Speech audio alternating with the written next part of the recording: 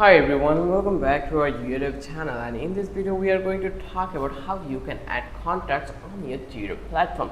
So you just need to go over here into the contact panel. You can find out in the top toolbar, and you just need to click on this one and just click all contact. Once you click over here, then eventually you will have to see all your contacts in here. If you want to include a new contact over that place, you just need to click on new contact button. Once you click over here, then these couple of things you just need to be fulfilled on here.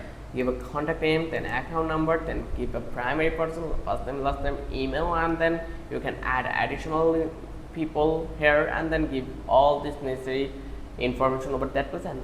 Eventually you just need to click on save and close. Once you've done, then it will be easily added in your contact list. This is the easiest way to add your contacts in your Xero.com platform. So I hope you understand how you can add contacts on your Xero platform. If you love this video, then don't forget to subscribe our channel and don't forget to hit the like button. Till then, have a good day. I will catch you in the next video with an interesting topic again.